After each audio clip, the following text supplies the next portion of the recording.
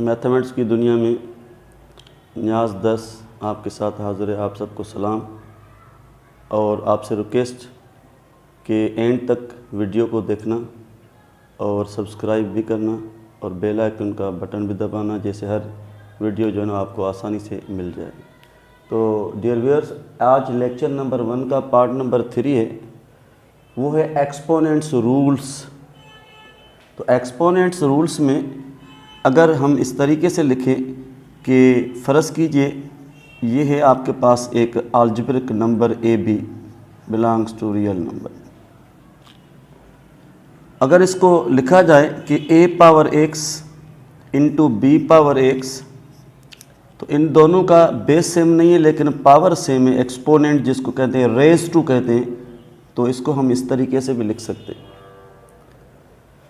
और अगर इन दोनों का बेस सेम है लेकिन ये पावर चेंज है,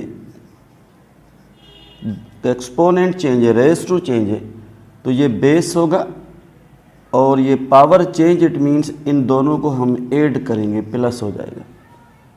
जैसे ये लिखा हुआ है 2 पावर 3 इंटू 2 पावर 4, तो बेस दोनों का सेम, तो ये 3 + 4 इट मीन्स 2 पावर 7, यानी 2 को हम 7 टाइम मल्टीप्लाई करेंगे। जब किसी के ऊपर ये पावर है तो इसका मकसद ये है कि ये बेस 3 टाइम मल्टीप्लाई होगा, तो ये क्या बनेगा 8। अगर फ़र्ज़ कीजिए ये 3 और x लिखा हुआ है, तो इस x के ऊपर एक्सपोनेंट नहीं है, ये 3 है कोफिशेंट, इट मीन्स ये x जो है ना वो 3 बार ऐड होगा, यानी एडेड 3 टाइम्स। पावर है तो मल्टीप्लाइड, इस तरीके से। ठीक है, एक और चीज़ कि ये जो ऊपर पावर है इसको हम पावर भी कहते हैं, एक्सपोनेंट भी कहते हैं। वैसे ये है सुपर स्क्रिप्ट, ये सुपर स्क्रिप्ट कहलाएगा। और अगर फ़र्ज़ कीजिए यहाँ पे कोई है बेस में 1 2 3 अप टू n, तो इसको हम कहते हैं सब स्क्रिप्ट, सब स्क्रिप्ट। तो ये इसका रूल है। एक तो मैंने ये सिखाया और दूसरा ये था, एक और है कि अगर फ़र्ज़ कीजिए ये बेस है, इसके ऊपर पावर है और भी पावर है, इस तरीके से a power x whole y, it means a power x into y, ये इस तरीके से होगा। जैसे a पावर x और इसके ऊपर पावर y, तो याद रखना ये कभी इसके बराबर नहीं है।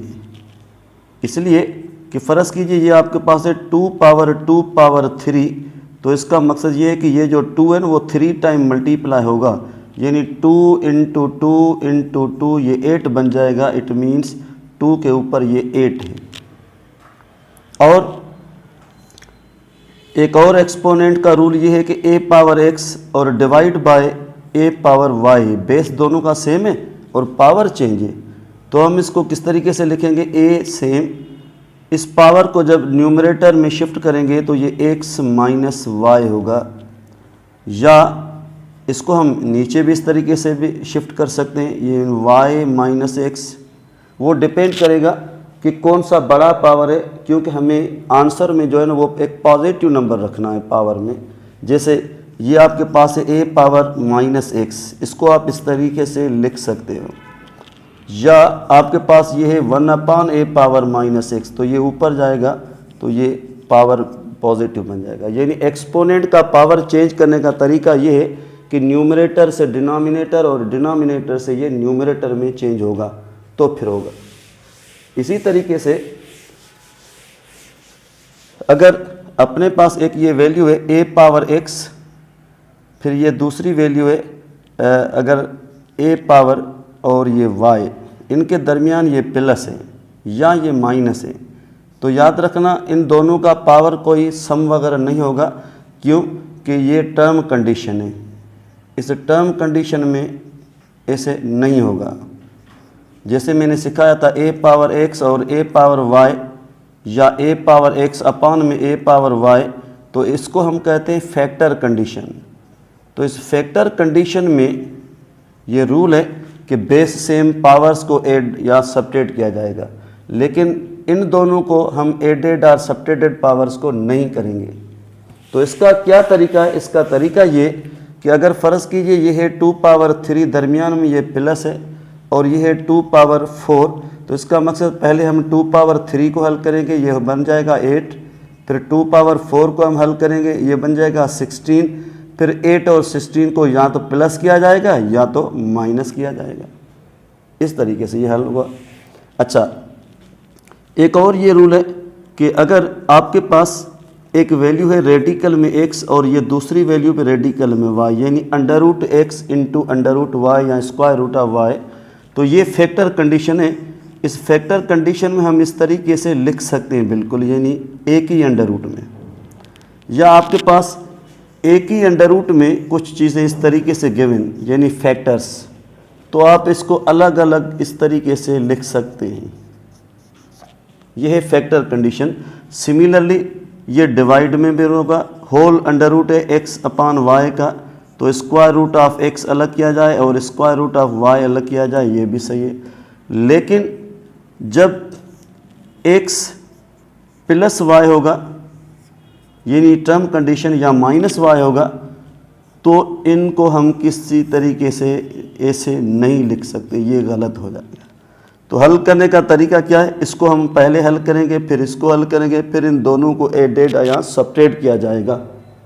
तो ये है एक्सपोनेंट्स के कुछ रूल। इन रूल्स पे अमल किया जाए तो बड़ी आसानी से जो है वो क्लियर होगा।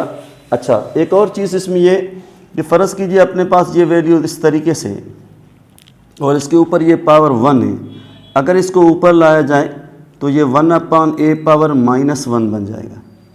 अगर और ऊपर लाया जाए तो या तो ये a पावर -1 होल पावर -1 लिखा जाए, कुछ कंडीशंस में ऐसे होता है, या ये होगा ओनली a, क्योंकि माइनस माइनस प्लस हो जाएगा। तो ये है क्या, वैसे ये है कि एक रेसिप्रोकल कंडीशन है, यानी ये अपॉन मीन्स डिवाइड और 1/a, it means 1 divide change into multiply, तो ये रेसिप्रोकल हो गया, यानी वही गेट a। ये एक तरीक़ेकार है इसका। एक और तरीका ये है कि फ़र्ज़ कीजिए ये अपने पास है a/b और ये है c/d। तो अगर इसको इस कंडीशन में रखा जाए तो a, b, c, d are all real numbers,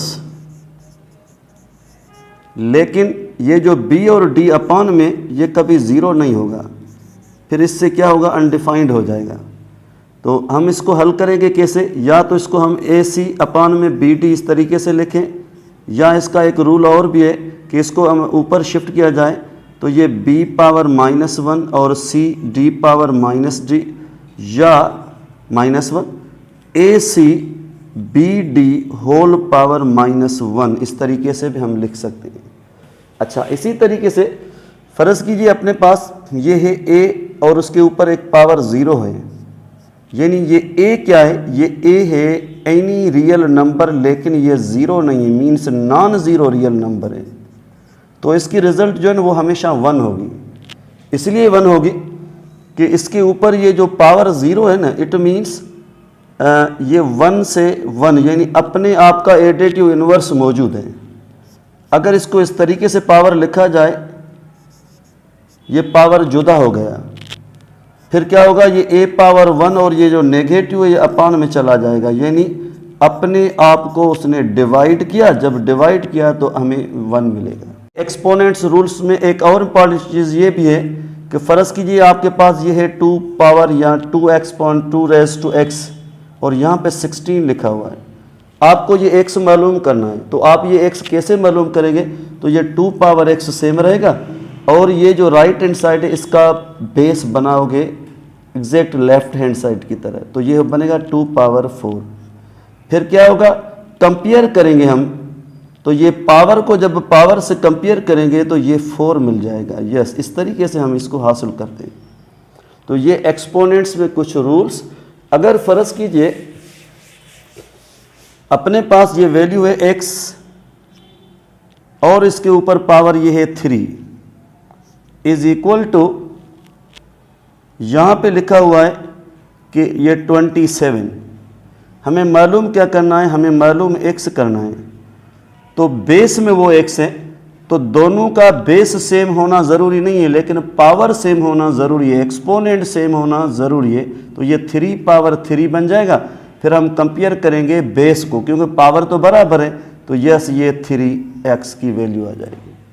तो इस तरीके से डियर व्यूअर्स हमने पढ़ा कि इनटू जब होगा तो कैसे, अगर ये डिवाइड होगा तो ये रूल कैसे होगा। इस तरीके से एक और इम्पॉर्टेंट पॉइंट इसमें ये है कि फ़र्ज़ कीजिए अपने पास ये है a और ये पावर है x। अगर ये जो a है ये a 0 और 1 के दरमियान है, जैसे 1/2 है, 1/3 है, 1/4 है, 1/5 है, और इसके ऊपर ये पावर है, जैसे ये पावर 1 है या 2 है या 3 है, तो क्या होगा, ये आस्ता आस्ता आस्ता ये डिक्रीज़ हो जाएगा, ये डिक्रीजिंग होगा। अगर ये जो a है वो ग्रेटर देन 1 है तो क्या होगा, फिर ये इंक्रीजिंग होगा। यस, लेस देन 1 होगा 0 के दरमियान तो ये डिक्रीज हो जाएगा, ग्रेटर देन होगा तो ये इंक्रीज होगा। अगर फ़र्ज़ कीजिए ये a इज़ इक्वल टू 1 है तो क्या होगा, ना इधर इंक्रीज होगा ना डिक्रीज होगा, इसलिए ये जो क्या रहेगा 1 ही रहेगा। ये नहीं 1 power x we get only 1, ना इंक्रीज होगा और ना ही डिक्रीज होगा, ना इधर इंक्रीज ना डिक्रीज। तो ये है अपना आज का टॉपिक। इंशाल्लाह हम आगे जो है ना इसको कंटिन्यू रखेंगे। Hope you understand.